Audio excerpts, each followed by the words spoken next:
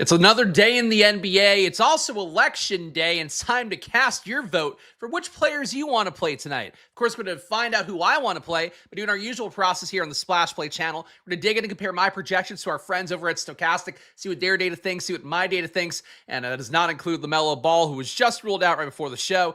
We'll talk about that in a moment, though. We'll also compare the ownership along the way. We'll see what the top plays are right now, the top value plays are. We'll also hop over to Stokastic, run a sim without my interference. You can see what their data thinks right now are the best plays. By the end of this video, you know all the industry's must plays along with my splash plays for today's November 4th NBA slate. Let's get into it. I will tell you guys a little behind the scenes here. Number one, it's the end of the laundry cycle, so that's why I'm wearing my underdog shirt today. Number two, LaMelo Ball got ruled out like the moment I was about to hit go live. And I was just like, motherfucker. It really renders moot everything I want to do on video today. He's my number two projected guy in the slate. Everything is going to change now, but basically LaMelo Ball being out could be something we have to figure out here live on air today. No 6-7 today. My kids will be sad. Oh, it's unfortunate. I'm sure I won't say that accidentally at all, but LaMelo Ball is out. No 6-7. How can we live?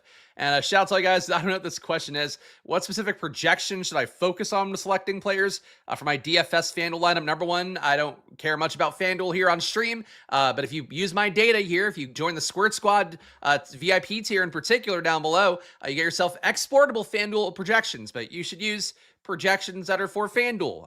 DraftKings projections look pretty similar, but FanDuel does give you more for blocks, more for steals, gives you less for three-pointers, less for triple-doubles and double-doubles, stuff like that. But that question, you might be a little more basic than this show will give you today. That said, let's get into it here as best we can. And again, I guess let's start with LaMelo Ball, because him being out, number one, you can see on the screen, he projects for 35.2 minutes. That's going to matter on the slate. Most likely should be Trey Mann taking a pretty big uptick, would be my expectation here. And yes, it is just a 4-game slate today. And as Steven is joking here, the news of LaMelo being out does make it more of a complicated piece than we would like. Let's see, last game we had no LaMelo here. Trey Mann only got 22 minutes. Okay, I was wrong about that. I didn't recall that LaMelo missed last game. Sion James, I guess the big winner here. Colin Sexton as well in the starting lineup playing 29 minutes. So Sion James, 29 minutes. Colin Sexton, 29 minutes. Miles Bridges getting more usage. We'll look at the NBA Wowie in a moment as well to see who gains the most on Charlotte based on this year's rates. And we are down LaMelo and Brandon Miller, who is still out for Charlotte. So this is going to change the equation pretty meaningfully. We're pulling up Hornets data here. Take off LaMelo. Take off Brandon Miller. There's not going to be a lot of minutes for this year with both guys out. Let's see your best performer. Not a surprise. Miles Bridges coming up a lot. This is going back to last year. Let's just go to this year. This year's going to be a smaller sample size, but going back to last year, Miles Bridges is a big winner. You'd expect it to be the case still now. Colin Sexton, only 190 possessions, playing at 1.2 fantasy points a minute, so he'll look pretty playable at his salary. Moussa Diabate has played well, but I don't know. I mean, losing LaMelo, losing Brandon Miller opens up some usage for him, so I guess he gets a few more shots up at the rim. He already looked like a decent value off the bench. He's going to look better. Ryan Kalkbrenner averaging 1.16 fantasy points a minute. Would think he would suffer a little bit because of not having LaMelo in, able to kind of give him the ball where he might have success shooting it. But he gets more rebounds. His sure shooting has been good, so Kalkbrenner playing well. KJ Simpson, who is a little bit further down the rotation these days than he was last year, he should play well. Miles Bridges still at a 1.1 fantasy point minute pace. Not as much usage as last year, but still 27%. 22% assist rate too. Trey Mann, high usage, high assist rate, but he's not starting. If he were to start, that would look better. Sion James still does nothing. He actually played a decent amount, 165 possessions, only 0.68 fantasy points per minute. So Sion James will probably become chalky. The better play, though, is probably going to be Sexton. This is something where if Stokastic updates during the show, we'll get an update live here on the show. If not, You can see my data updating here by joining the channel down below in one of the Squirt Squad tiers.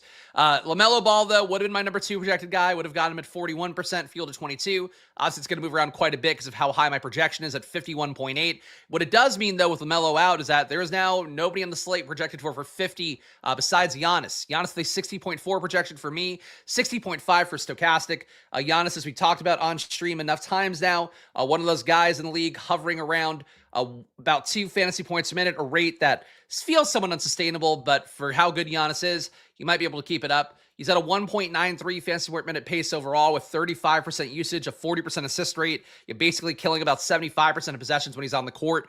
Between those two stats, for Giannis, he becomes a much better play just because LaMelo's not there. I was getting lineups that included LaMelo, faded Giannis, spent the money a little bit more for a guy like Giddey. But Giddey's ownership should come up now because he's really the only point guard with LaMelo gone now.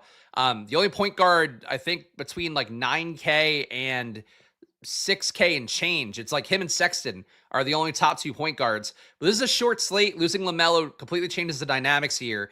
But it just makes, for more than anything, if you're going to take one thing away from LaMelo being out here that we can't really fully break down until the data comes in, it's that Giannis is a much better play because there's nobody like him, but he'll also be even more owned most likely on the 55% ownership he had projected as it is. Josh Giddey was getting 28.5% ownership from the field today. That's right. Maxey is into 9,900, but I mean more like from 9K to high 6. There's only Josh Giddey and Colin Sexton. I know Josh pointed it out this morning, so that's why it's stuck in my head. But yeah, Maxey you'd have to pay up for. He would be a direct 1v1 pivot from LaMelo, but it's just like it's a very dead range is the main point at point guard. Appreciate the accuracy though, as always. Josh Giddey though, his ownership is going to come up. He was already 28.5% owned. I was at 25. I would imagine now he probably gets closer to 30s. I mean, honestly, shot of it being closer to 40 overall. Josh Giddey has been the main bull, I would say, in terms of opportunity to start the year. He's averaging 1.37 fantasy points per minute. Nikola Vucevic not that far behind at 1.31. But Trey Jones, after a few good games earlier in the season, he's starting to level out at more like a 0.96 fantasy point per minute guy this year. Still assisting fairly well, but not taking as much upside. Matas Buzelis, I know people kind of like a lot. He is still a guy with good draft capital behind him. He'll keep getting opportunities, but he's not really assisting. His usage isn't that high at 21.4%. It's really just Giddey and Vucevic that are the main guys for the Bulls here. You're going to get a lot of Bulls value today as well. So I suppose if all that value hits, maybe that means Giddey doesn't hit. But Giddey, I think, because of LaMelo being out, he's just going to become a more popular play because people have to spend that money somewhere on the main slate. SGA and James Harden not on your DraftKings main slate. They might be in play somewhere else. I don't know if FanDuel's including the 2 late games. These games start much later. In fact, the OKC Clippers game is at 11 p.m. Eastern, that late peacock timing, which is great for the West Coast, not so great for the East Coast. But these 2 guys would be well projected here, and with LaMelo out, obviously would move up a little bit more because, you know, if you're on a slate where these guys are playing, it's now just high projection players at point guard that maybe would have been less of a priority before. Harden priced well, though, if you are playing the DraftKings late slate. Tyrese Maxey, a 4-6 projection for me, 45.6 for Stokastic. Some of that ownership from LaMelo, I'm sure, will go here, but Maxey, not as good of a value play at 4.6x value compared to 5.3. Maxey obviously has big upside. He's shown that a bunch of times this year. But projection-wise, he's not quite there, and Joel Embiid was up to 25 minutes last game. Feels like that role getting bigger for Joel Embiid is not great for Maxey as well.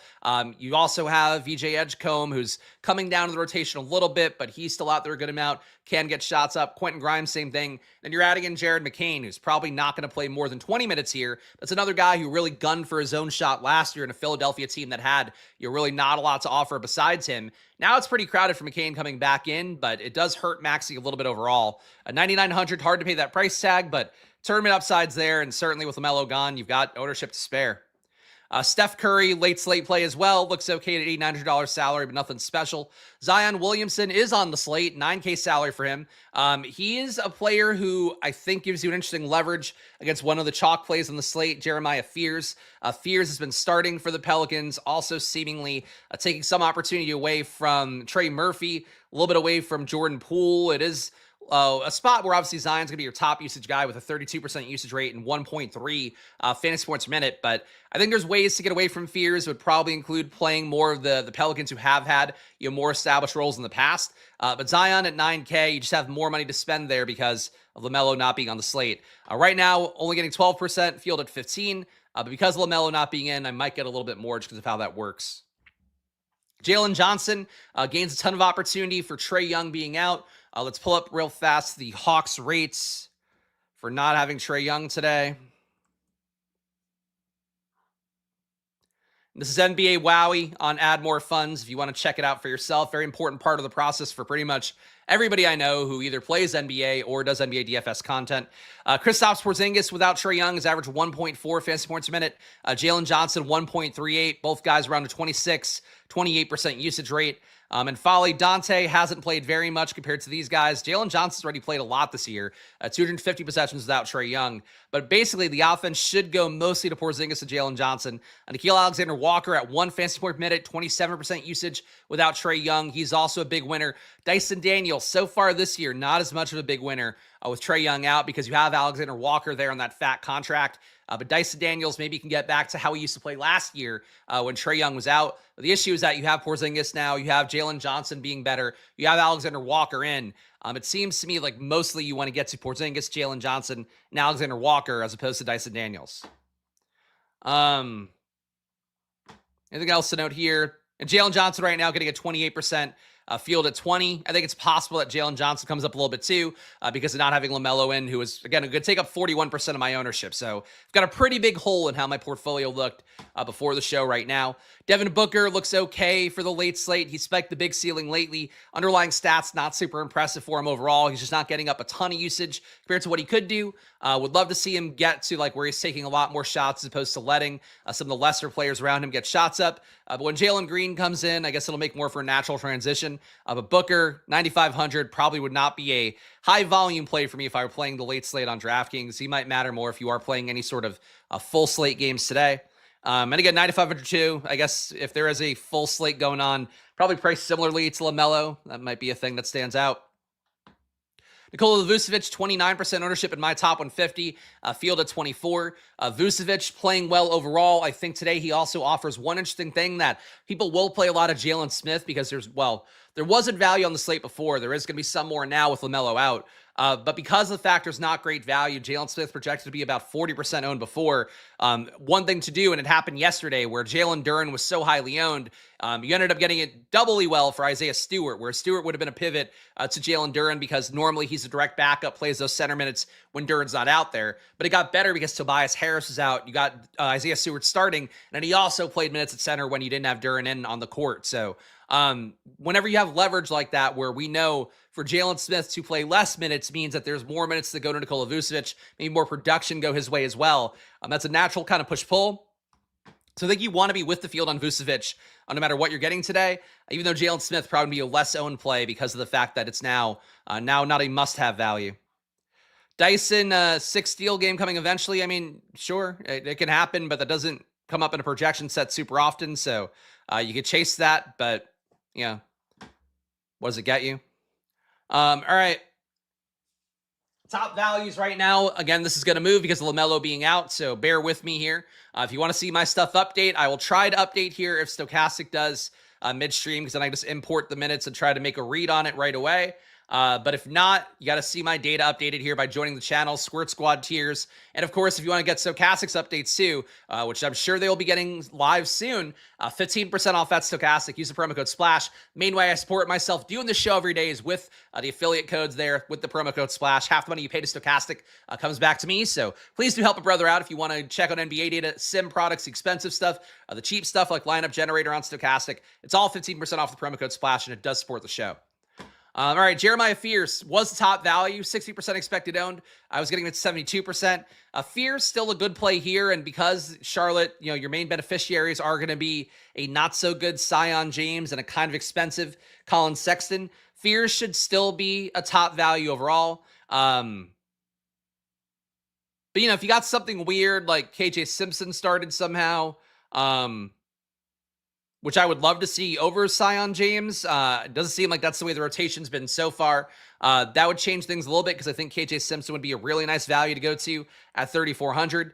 But how it looks for Charlotte, you're getting LaMelo out. Something's going to change here. But Fears being a good value still, like, that'll be the thing. One thing that happens a lot on NBA DFS slates too is like a guy like LaMelo goes out. People then forget the value that looked like, the must-have chalk right before that. That might be the case for Fears if something comes up meaningfully for Charlotte, like a Zion James, and then you don't get as much Fears as a result. Just playing Fears might be a way to still play a good play that's just now kind of losing some ownership because of the fact that people are flocking somewhere else that just opened up.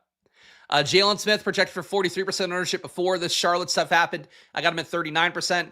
Jalen Smith has always been a good per minute producer. He gets shots up, all that stuff. The big issue for him is that he plays only when Vucevic is off the court, and he really is not as great of a producer to play a guy like Vucevic off the court right now. But he is still averaging 1.17 fantasy points a minute. He is an okay value at 3,200. I felt like a little bit overowned, though, at 43%.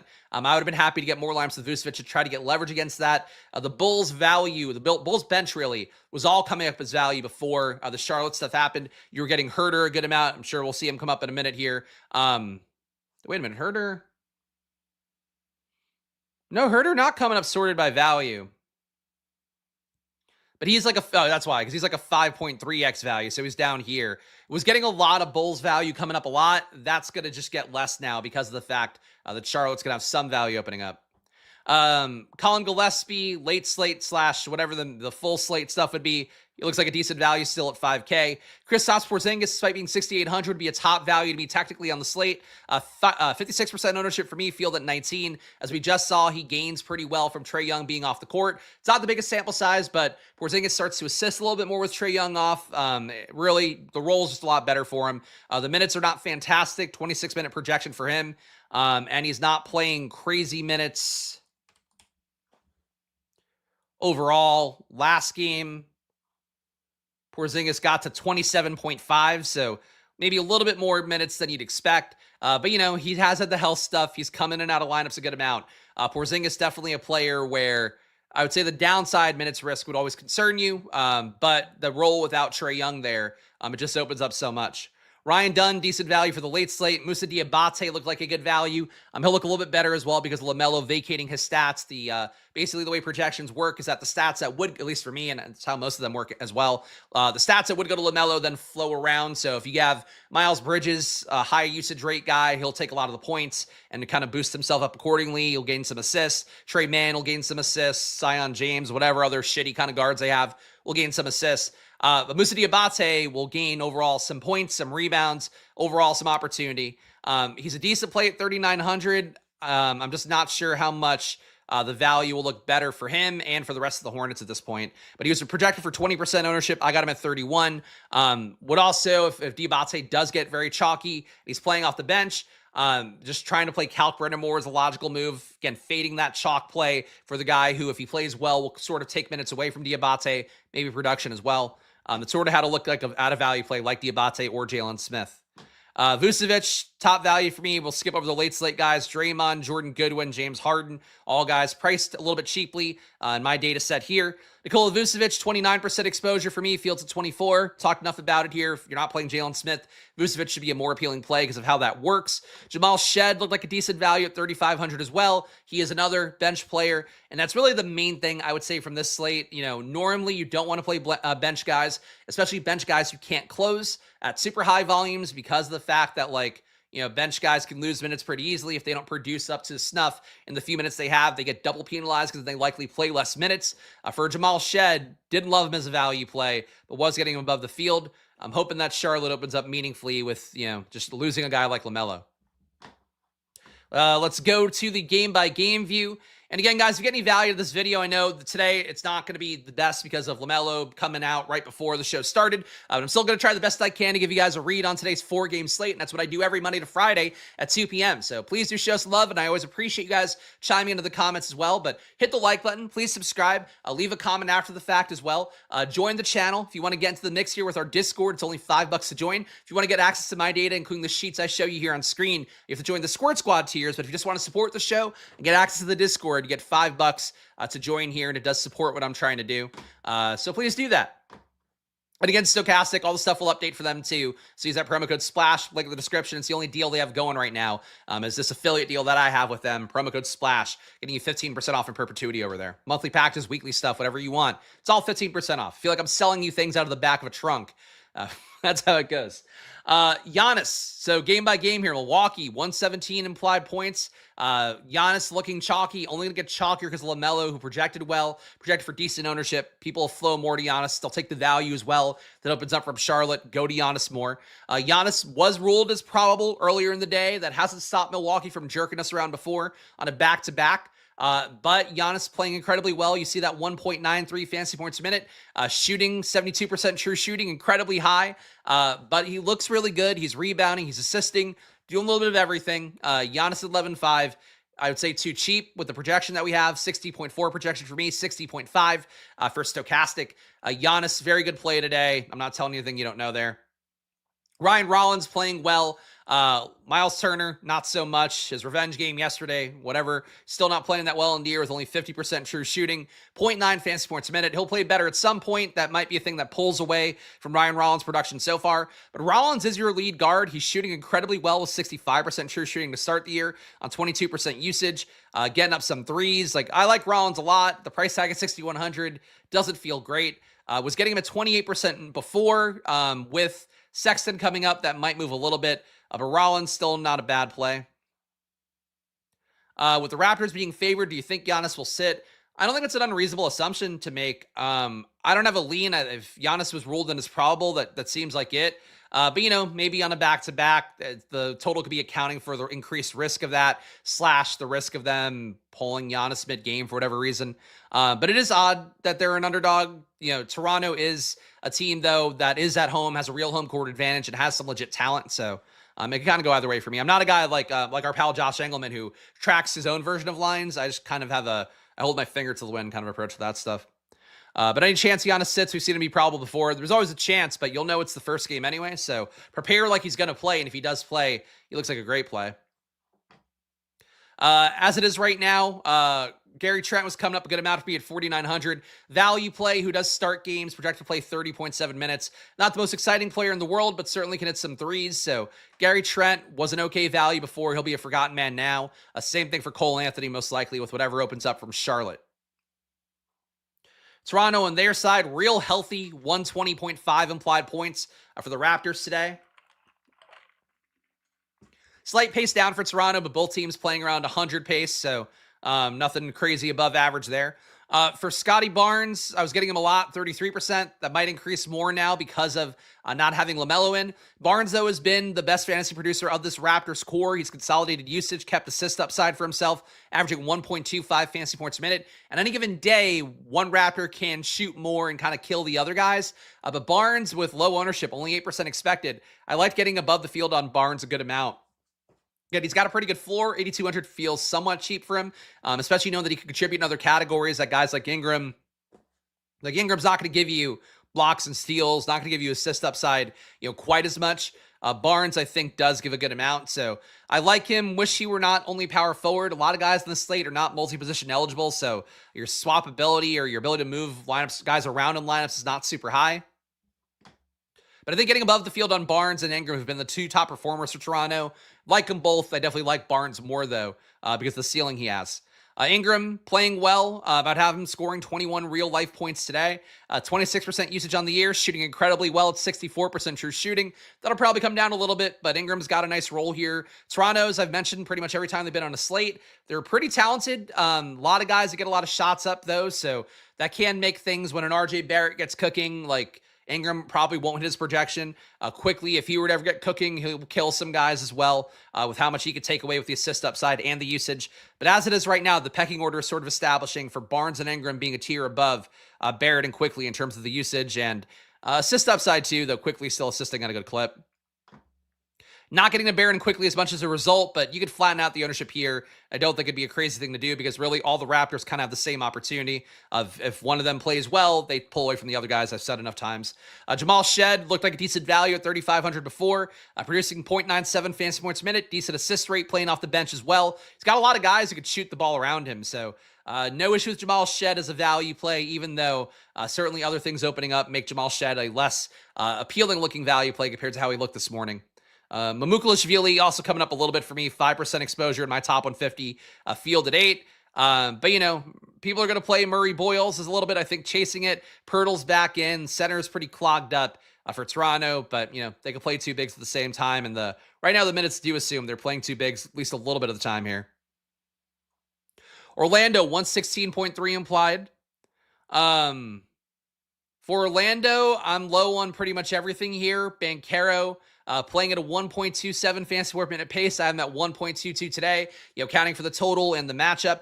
Banchero, I've been low on to start the year. He's not shooting super well, but he is shooting better than he did to start the year where he was like really bad. It's climbing up game by game, like I keep pointing out. In general, you know, just wanted to note league average true shooting is around 58%. So most guys who have any sort of skill will climb back up to around that level, especially guys who we think are good. But Banchero, 11% ownership, not getting very much. Possible I get more now because of LaMelo being out.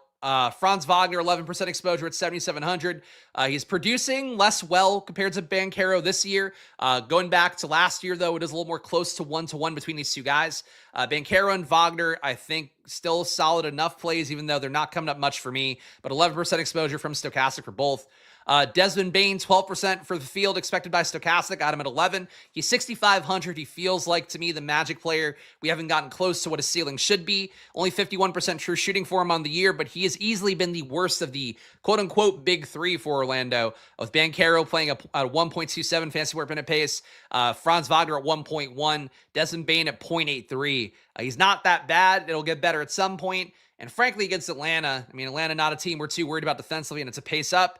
If he started to knock down some shots, 6,500, I would rather be on the field or close to the field with him and maybe above the field with him more than the other guys personally. Anthony Black, Suggs is in, so I don't know that I want to chase Anthony Black too much, but he'll play whatever point guard minutes basically that Jalen Suggs doesn't play. Black has played well overall, but only 0.83 fantasy points a minute. I think he looks a lot better when Suggs is unavailable, usually on a back-to-back. Lay it on their side, good amount of ownership here, which makes sense because these guys are not fully priced up yet for Trae Young being out. Porzingis, I think, is wholly too cheap at 6,800. Again, he played 27 minutes and change last game, only a 26-minute projection today. He could obviously lose one, give one back, but if he does get closer to that upper band of minutes, gets you to 28, 29 minutes, without he's been playing 1.34 fantasy point minute pace, he's looked better with Trae Young off, as we saw as well. Porzingis, to me, a really strong play, and I'm getting him at 56%, and that might go up more with the value opening up for Charlotte. Jalen Johnson being above the field here also looks good. He and Porzingis producing at similar fantasy point minute rates without Trae Young out there. Getting him at 28% before this LaMelo Ball stuff that's going to move around. Fields at 20. Fading Dyson Daniels here, though, if you want to go back to last year, Dyson Daniels did play a lot better with Trae Young out. It's not the same situation, though, when you do add in a Porzingis, do add in Alexander Walker getting paid legit money and kind of looking like a guy, or more like the guy I used to gun previously before he went to Minnesota and became more of a 3-and-D guy. For Nickeil Alexander-Walker, like him at 41%, Fields at 21. That might move because of Sexton looking better with LaMelo Ball out. But Dyson Daniels, I just don't see a world that gets him today, especially at that same price tag as a guy like Sexton. Nobody else here coming up for me, so we'll make back some time at this point. I really thought this could be a short video today with a 4-gamer, and LaMelo Ball fucked me. He's fucked me with all 6'7". 6'7" of them. This is not a meme for my generation at all, but you know what? If it's going to piss somebody off out there, we got to do it. As President Lincoln once said, smash a like and subscribe. That's true. And Jalen Johnson missed a lot of those games when Young was out last season is also, yeah, I mean, look, the rates also look good for him last year too. But yeah, that's right. Dyson Daniels gained more from those games too. If you take the sample size of Trae Young being off the court last year, Dyson Daniels probably did play a good amount of those minutes with Jalen Johnson off too. So that's good to point out. So yeah, getting Johnson on, getting some of those other guys, you know, Porzingis on, Alexander Walker on, it just changes the math to me meaningfully for Dyson Daniels, who's a guy that's going to be defense first usually anyway. Philadelphia, 119.3 implied. I see the value in Maxey or the opportunity in Maxey at his price point with LaMelo Ball off the slate, but nobody here looks that good. My boy Quentin Grimes coming up a little bit, 11% of the top 150 I had him at, Field at 8%. That ownership might just go to Sexton now because of LaMelo being out. But Grimes playing well, Embiid playing well, 1.38 fantasy points a minute, starting to look like old Embiid, right down to the fucking foul hunting where he falls on the floor, and I hate it. And I would rather see all the young guards playing and having fun. But really, for right now, Philadelphia, not a lot of options I love. If somebody ruled out here, it would help out a lot. But getting McCain in, I don't think he's going to get to where he got last year in terms of usage and opportunity. It's just another body in a team that's got a lot of guards that deserve playing time, and now they're going to get less. Love to hear chats like this. Turned 25 to 250 last night. Thanks for the info every day. I appreciate that. And I've pissed you off. Thanks. 6-7? Oh, that's sad to hear it. But yeah, I appreciate the kind words here. And guys, again, feel free to tail my data here. You're going to literally get access to my projections. Their nights, frankly, last night was a lot better for me in NFL, which you might have guessed if you watched the NFL video, than it was in NBA. But I still, the point is here, showing up and doing the work, having a process we believe in. And for me, data that I have control over is like a big part of my process. So I hope that it adds value here, even if all you're going to do is just listen to what Stokastic tells you. Yeah, that's cool too. Follow your hearts, guys. That's what you got to do in gambling. It's your money. But nothing too noteworthy on Philadelphia. Not a bad total, though, and I think Maxey and Embiid both bring pretty big upside. Tough to pay for Edgecombe at this point. Quentin Grimes, I think you'd still pay for, but McCain does make it all a little bit thin. Chicago is going to have a ton of ownership with their 120.3 implied points here. Giddey looking good. I think he'll look better now with LaMelo Ball out. Was getting him at 25%, Field at 28.5. I think both those numbers go up. Vucevic, if you do still get value for Jalen Smith coming up a lot, he won't be probably 43% owned now, but he'll still be probably owned a good amount. Vucevic just playing the starter more, hoping that he keeps the bench guy on the bench. That's always a good thing to do. But frankly, Vuce at 24% owned. I'm at 29. That's probably enough. Buzelis, I'm low on. He's not producing super well to start the year. 0.9 fantasy points a minute. I've got him at 0.9 today. Buzelis can spike. Feel like he needs defensive stats. Maybe some guys out on Charlotte to give him more upside than he has, but he's really not generating assists, not rebounding well. Not usually the guys I'm trying to go nuts over personally. Trey Jones, again, getting outplayed by Giddey lately by a meaningful amount. The assists going back Giddey's way as opposed to Trey Jones as much as they did in the beginning of the year. For Trey Jones, 34% ownership, that's probably going to move. I would guess that Trey Mann starts to get more. I would guess that Zion James takes some away. This Bulls value overall, I think, is going to flow other places. But as it was, Trey Jones, 34% expected owned. I was only getting 19. I'm sure it's not going to go up for me now either. Kevin Huerter, I was getting the most of. So Huerter can close games, and real fast, want to show Chicago's popcorn machine here, which guarantees I'm not going to make good time on today's video, but it's okay. Hopefully you guys are getting enough value. A lot of you motherfuckers are watching, so I know I curse too much for some of the people out there that like to listen with their kids in the car, but it's always cool to see the numbers going up. So shout out to all you guys hanging out here. Hit the like button, subscribe, and more of these videos Monday to Friday at 2 p.m. every day, no matter what chaos on the NBA occurs right before I'm about to do a stream. So last game, Kevin Huerter did not close. It also did become a blowout late. Patrick Williams closed over him for the group here, or the time period the starting group was out there. That's the issue. Huerter also loses minutes to Isaac Okoro to some extent. So Kevin Huerter, I think, is a good value play, assuming he closes. If he doesn't close, he's probably not going to play enough minutes to not be a great value. And that's sort of the case to me with all the Chicago guys. Dosunmu projected for 35% ownership before this LaMelo value stuff happened, or whatever happens in terms of Charlotte value opening up. Dosunmu, another guy who's not guaranteed to close games, even though he certainly has the potential to do it. In fact, in most situations, he probably won't close necessarily. Isaac Okoro, not going to be owned very much, but he also can close and play more minutes. That pulls from these guys. Jalen Smith, absolutely not going to close. But, if Vucevic fails at his ownership, Jalen Smith maybe has he definitely has a better shot of succeeding at his. And Patrick Williams, like we just saw in Popcorn Machine, he can close sometimes too, even though he's not a guy we generally want to play. So that's sort of how I feel for Chicago's value right now. Like the Charlotte stuff's going to move it around. But even if Chicago holds on to anything here, I'm not really buying anything besides the starters getting guaranteed minutes. Huerter's close, but like just last game, we saw him not close, and that means he only gets 20, 21 minutes. Charlotte, New Orleans, last of our main slate games here. So LaMelo being out fucks up everything. I'm going to see real fast. Did Stokastic update minutes? Not yet. All right, so I could, I could probably do this real fast because we're on the game, and I'm already going slow on the video. So let's see. I'm going to knock LaMelo's minutes, which were at 35.2, to 0. I'm going to give Zion James, let's give him 27.5. I'm going to give Sexton also 27.5. That leaves us with about 32 minutes to assign somewhere. KJ Simpson, let's give him 20. I'm going to boost Bridges a little bit more. I probably could just look at Charlotte's rotation from last game, and that might be faster. Who else gained minutes last time? Sorry, guys. I know this is not the most fun process, but I hate doing a video where I'm not giving a read on what I'm actually seeing. All right, so Sexton played 29 last game. Didn't close, but it was already out of hand, it looks like. So they took the starters off at some point. Knipple played 35 minutes, so Knipple's got to get more. Knipple, I'll give 33.5. Still have like 15 minutes left to give. Trey Mann, give him 22.5, which is more than he played last game. McNeely, Connaughton. We can bury some minutes on Connaughton. That'll help. All right, yeah, Connaughton, I'll give the difference. Connaughton will give 13 and a half minutes too. Just say 14. All right, so I'm going to paste this in. Is this fun? I feel like this is the exact opposite of fun. Based on what I know of fun. But I want to give you guys a read, so I'm going to try to do it.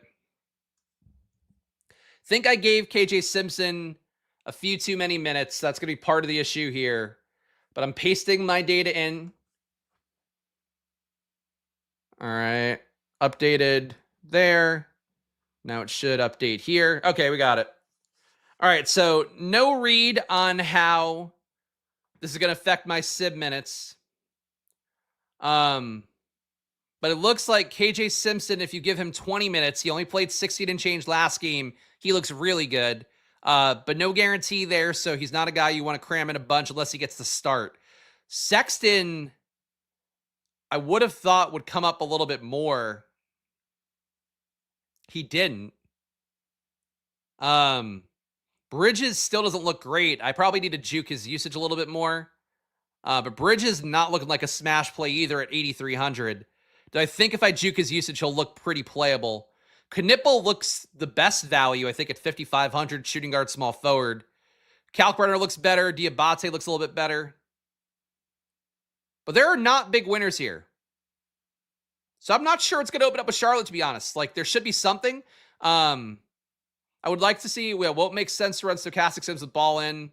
Well, what the fuck am I going to do, Steve? I still got to do the rest of the video. We'll still run what we can here. But yeah, Charlotte, would love to see KJ Simpson get the start. But unfortunately, this is the last game on the slate, too. So we're not going to know unless we get an inkling early. There's an 8 o'clock game start. Well, I guess the last 3 games all start at 8. So Orlando, Atlanta, Philadelphia, Chicago, Charlotte, New Orleans all start at 8. Milwaukee, Toronto's at 7:30.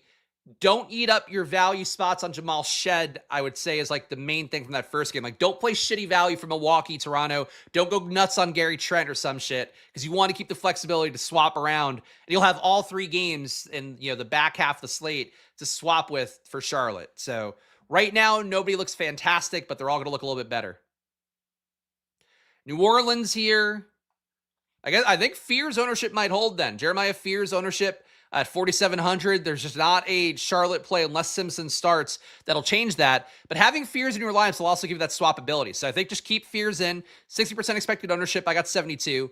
Zion might come up a little bit from having no LaMelo Ball. Trey Murphy is, I don't know what's wrong with him this year. He's shooting badly, down to 0.87 fan sports minute, but he's not even getting shots up really to 18% usage. Jordan Poole definitely gobbles off his plate a little bit. Fears is also unabashed in chasing his shot, was in college as well. So these guys, I think, are what are hurting Murphy. But if Murphy starts to shoot more, Poole gets less opportunity, and Fears maybe crashes his chalk. So, I'm not mad getting some Trey Murphy on the slate. Wouldn't be even mad getting some Jordan Poole in the slate, though he does project really terribly at 6,400. Zion going nuts would be the most fun upside play to go to if you're not playing fears. But right now, Charlotte's just even worse. I would say my fears for New Orleans at this point would be that Charlotte can't keep up on their side with LaMelo out. But I think you're going to get fears a lot no matter what. And if you don't play fears, just consider Murphy, Poole, Zion, especially a little bit more. And also fears, direct backup is Jose Alvarado. He's playing really terribly to start the year and was briefly out of the rotation also to start the year. Playing only 0.6 fantasy points a minute, but if he did play well and fears like gotten foul trouble or just like turned the ball over a lot, they got mad at him and give him the hook, Alvarado would play more at 3,600. So something to consider, maybe in 20 maxes, for sure something to consider if you're doing 150. All right. We are going to run a sim here. Steven Leibovitz's concerns aside, we're going to see what we can do here. Stokastic is not updated for LaMelo, but I think what I'll do is we'll generate lineups. Really making me work a lot harder today. Like Tuesdays, I'm going to be on Deeper Dive later today with Josh Engelman at 5:30. So tune in to Stokastic if you want to see me have more nuanced takes about how Charlotte looks. But Tuesday and Wednesdays are my slow days. Normally, where like it's a little bit easier work because the NBA slate's shorter, no NFL. And now this really fucked me, man. This really fucked me. But shout out to all you guys watching. Cool to see 360 live viewers today between Twitter and YouTube. So appreciate all you guys watching. Again, I do these videos at 2 p.m. every weekday. So please join along here. And if you want to see my data updated more frequently, you can get access to that down below. If you just want to see Stokastic stuff, you can also get access to that down below with the promo code SPLASH over there, or click the link in the description. Go over there. Oh, fuck, I didn't change anything. All right, let's change. Hold on. Let's knock LaMelo down to 0. What should I bump up then? I'm going to bump up Sexton a little bit, even though he didn't project super well for me. Just feels like he'll gain more, I think, when I play with the data a little bit more. Search. Oh, cool. It won't let me search here. Oh, I love when the sim locks up for no fucking reason. It's really great. Today's an easy day, guys. There we go. There's Sexton. Okay.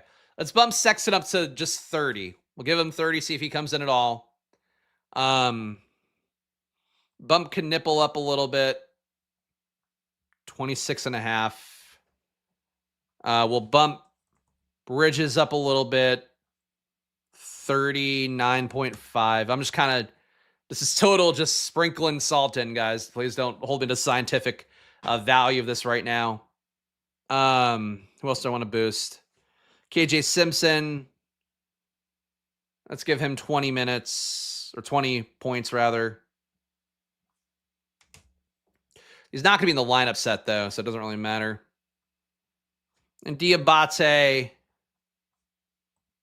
let's just give him a little bit, too. Give him 22.5. Kalkbrenner, you get to 24.5. Let's give you 25 flat. You earned it, Kalkbrenner. All right, now let's see what happens here. So we took LaMelo out, basically. We're not going to rerun the entire contest pool, but this should at least give us a little bit of a Jazz-style improv sim here, but I think it's something. All I can do, guys, is my best, and I'm doing my best. Can't believe this shit, though.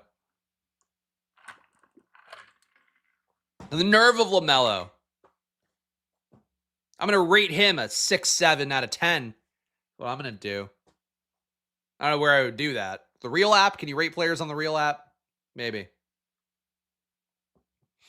But guys, show some love if you can. Hit that like button, subscribe. No matter what, I'm going to do the work as best I can. That's all I can promise, as always. Monday to Friday at 2 p.m. Eastern. Please do that. And you guys know the deal. Stokastic, you want to see the sim updated with real data from Stokastic. Check it out. Promo code SPLASH gets you 15% off. And yeah, join the Discord too. You want to see my data? Join one of those tiers. All right, your top ROI lineup right now. Okay, so actually, this did matter. This lineup got Fears, RJ Barrett, Isaac Okoro. So you're playing the Bulls starter as opposed to the bench guys. Matas Buzelis, same thing there. Moussa Diabate is making it. Josh Giddey makes it. Miles Bridges makes it. Joel Embiid makes it. Joel Embiid. I know Josh Engelman was telling him this morning on Stokastic Strategy Show. He's playing closer to old Embiid, even though a lot of guards around him that could take usage away. Number 2 lineup is Ryan Rollins, Dyson Daniels lovers. He's in this one. Franz Wagner, Miles Bridges makes it again. Musa Diabate, Jeremiah Fears, Matas Buzelis, and Kristaps Porzingis. So my boy Zinger makes it, and Bridges makes it again. So if Bridges gets you to 40 fantasy points, he might just make a winning lineup.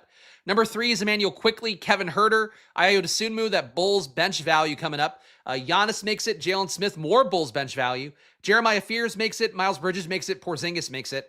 Number 4, Jamal Shed still coming in because that Charlotte value didn't really open up as much as we would like. Kevin Huerter, Alexander Walker, Paolo Banchero, Onyeka Okongwu.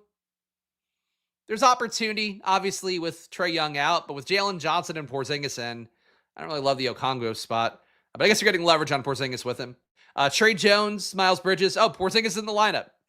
I wouldn't do that. Okongwu and Porzingis together doesn't really make sense to me. Number 5 is Fears, Murphy, Dosunmu, Jalen Johnson, Okongwu again, Dyson Daniels, Miles Bridges, and Diabate. Sim has a hard-on for the Hawks, for sure. Top player ROIs. So that was really not an aggressive projection boost for Bridges to give him just shy of 40 fantasy points. He's still under a 5x value, but that now gives him a 15% positive ROI, highest ROI player on the slate. Number 2 is KJ Simpson, who I did probably juke the projection a little bit high for. He's been playing incredibly well to start the year, does a little bit of everything. Frankly, out of all the bench, shitty guards for Charlotte, he plays the most like LaMelo in as much as he rebounds, assists, gets usage. KJ Simpson at 3,400, coming up a little bit here with my just sort of jazz projection updates. Tyrese Maxey, 0.2% ROI, coming up a little bit more with no LaMelo in. Musa Diabate, negative 1.3% ROI, but is your number 4 guy overall. And Colin Sexton, not a great projection at only giving him 30 fantasy points at 6,700, but I think that gets him close where when Stokastic accounts for standard deviation, you get Bridges more, you get Sexton more, because the opportunity is larger. Even if the median projection doesn't look great for those guys with LaMelo out, the ceiling is higher for them for sure because of LaMelo and his massive usage and assist rate, that not being on the court. Overall exposures here, you're getting Jeremiah Fears in 85% of lineups, Fields at 62, so massive stand in favor of the Pelicans rookie there.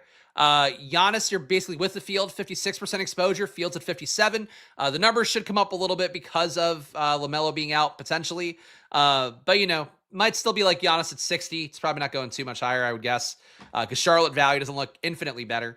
Musa Diabate came up a little bit with juking his projection of 22.5. He's now in 45% of these top 150 lineups, Fields at 18. Porzingis, 41% exposure, Fields at 20. So my data loves Porzingis, Stokastic data 11, Porzingis 2. And Ayo Dosunmu, still coming up as a top value here as a Bulls bench guy. 33% exposure for the field, but Stokastic is giving you 40. Highest leverage guys, Diabate, 27% more in the field. Bridges, 26% more in the field. That number will come up, though, for the field ownership because of Ball being out. Jeremiah Fears, 22% more in the field. Porzingis, 21% more in the field. Trey Murphy, 11% more in the field. And it does make sense with Fears being so chalky. All it takes is Trey Murphy getting back to, something compared to what he's been historically. He's getting paid way too much to be just kind of sitting in the background like he is right now. Jalen Smith, negative 14% leverage. You're playing him less because of probably that Diabate interest increasing a little bit more in that projection. Trey Jones, you're getting 13% less of the field, only 22% exposure overall in Stokastic's top 150. Vucevic, 12% less of the field, only 11% exposure overall. I do like Vooch because of what he represents getting away from Jalen Smith. Gary Trent is your best starting value at 4,900 unless we get one of the Hornets guys like a Trey Mann or a KJ Simpson starting for them. Sion James still playable if he is starting as a value option. And Luke Kennard at number 5, negative 9% leverage here. Your 5th biggest fade in Stokastic data.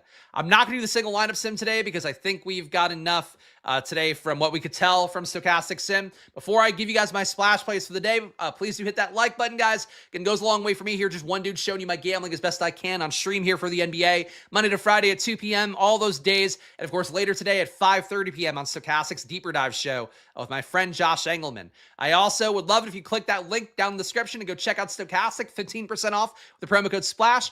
Your affiliate money goes a long way because half the money you pay to them comes back to me. And it also really, if you guys are not playing without data, without sims, you're fucking up. It's really what it is. The field is so sharp at this point. You need to get a counterbalance, whether it's using my data, my projections. That's great, but use Stokastic to win people a lot of money too. And with 15% off and that promo code SPLASH. And of course, join the Discord here. $5 to join and support the show. But if you join the Squirt Squad tiers, you get access to the stuff I show you here on screen, the actual sheets I show you here, minus the Stokastic data you get for yourself and my actual projections too. Exportable if you join the Squirt Squad tiers.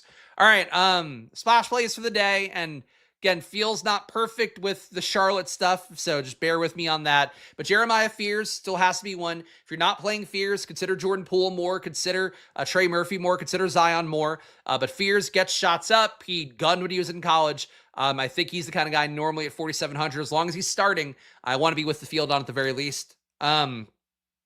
Besides him, definitely Porzingis, I would say, is one of my splash plays today. Good rates. Jalen Johnson, same thing.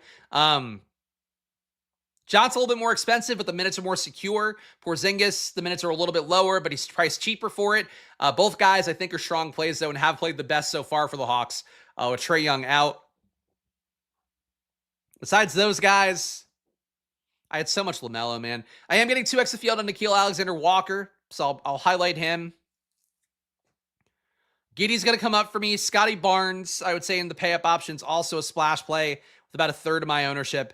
But that's the grouping for today. The value, really, let's watch the deeper dive later today because I'll have a better read on the value stuff because I'm just not buying this Bulls value. I think Stokastic might juke stuff down a little bit. But Jalen Smith, Herter, those guys, I just think moving away from them a little bit more seems like the better move, but it just comes down to ownership. I'll have a better read on what that looks like later today. But I appreciate all you guys being here. Again, hit that like button before you go. Subscribe before you go. Make sure to gamble responsibly. It's really important this time of year with the NFL, NBA crossover to be responsible with your bankroll, sticking to that stuff as best you can. But of course, it is always money time here, even though I do like to say it's important to gamble responsibly, despite my face being on a fake dollar bill.